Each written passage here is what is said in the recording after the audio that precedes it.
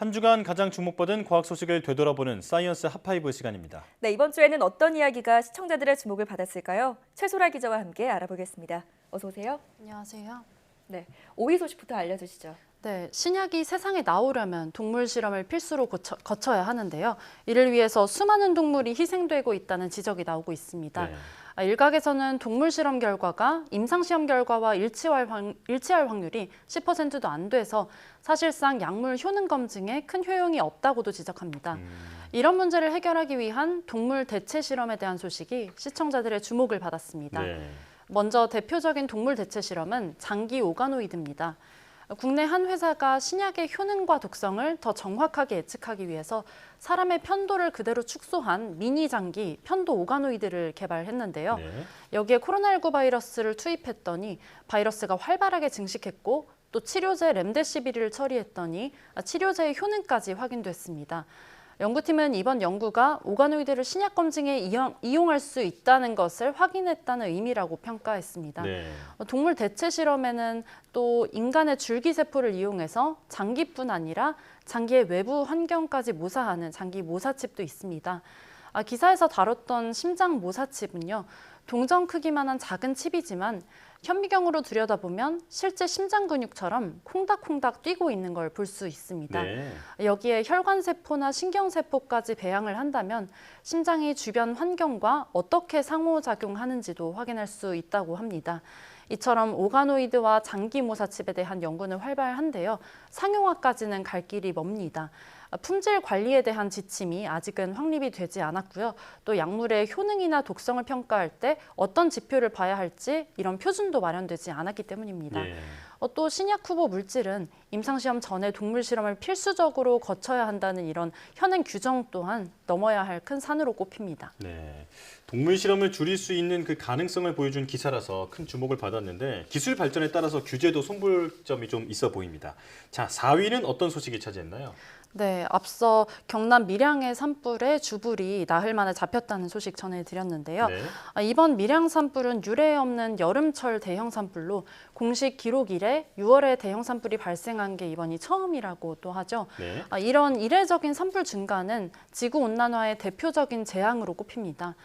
이번 주 기후 변화 관련된 소식이 시청자들의 눈길을 또 끌었습니다. 네. 기후 변화로 인해서 앞으로 500년 후에는 시베리아의 방대한 툰드라가 완전히 사라질 수 있다는 예측이 나왔습니다. 네.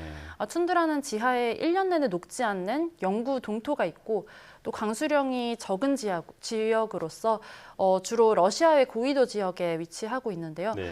독일 극지해양연구소 연구팀은 컴퓨터 모델을 활용해서 분석한 결과 나무가 자랄 수 없는 한계선인 수목 한계선이 10년에 30km 속도로 북상하고 있는 것으로 나타났다고 밝혔습니다.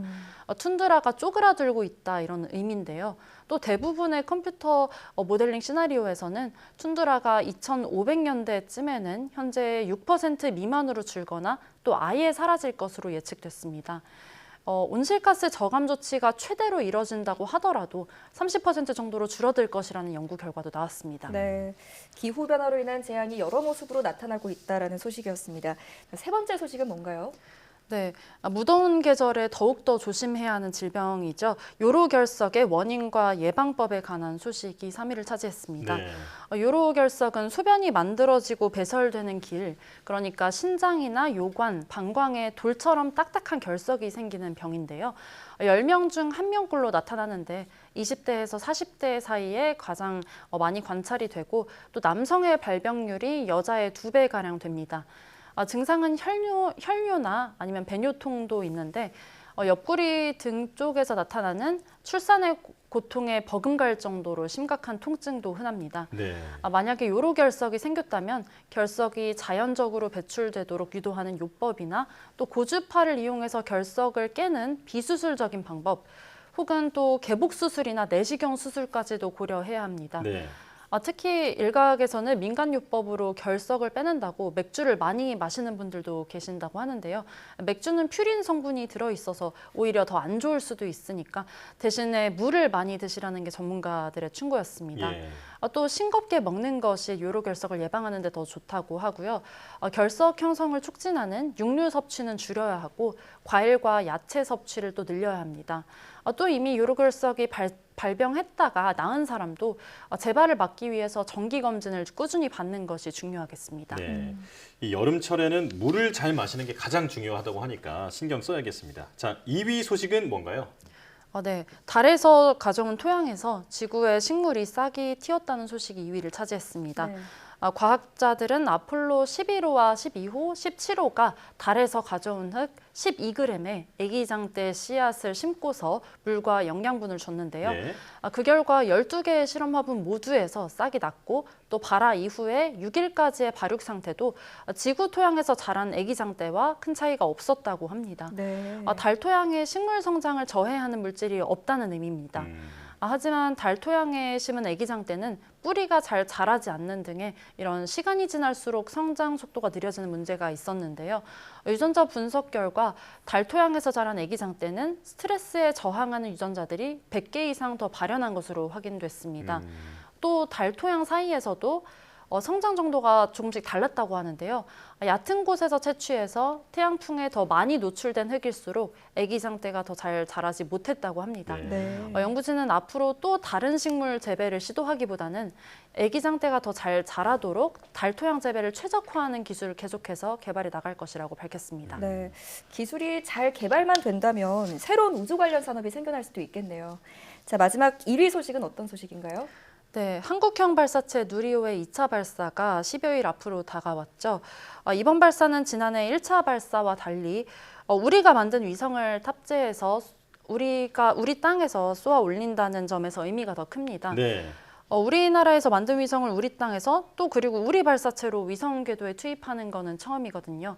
이번에 실릴 위성은 국내에서 개발한 연료 전지와 안테나 등이 탑재된 성능 검증 위성과 또 국내 4개 대학이 개발한 큐브 위성 4기입니다. 성능 검증 위성은 지난달 16일 나로 우주센터에 입고돼서 자체 점검을 마쳤고요. 또 큐브 위성들도 지난 24일에 성능 검증 위성에 장착을 완료했습니다. 이번 발사를 통해서 그동안 국내에서 개발한 여러 우주용 부품들을 실제 우주 궤도에서 확인할 수 있을 것으로 보이고요. 네. 또 큐브 위성을 통해서 지구 대기 관측 자료 수집과 또 미세먼지 모니터링 등의 이런 임무가 수행될 예정입니다. 전해드렸다시피 누리호는 이번 2차 발사 외에도 4번의 추가 발사 계획이 더 잡혀 있습니다. 네. 내년 초에 예정된 3차 발사에는 실제 운용될 차세대 소형 위성 2호가 탑재될 예정이고요.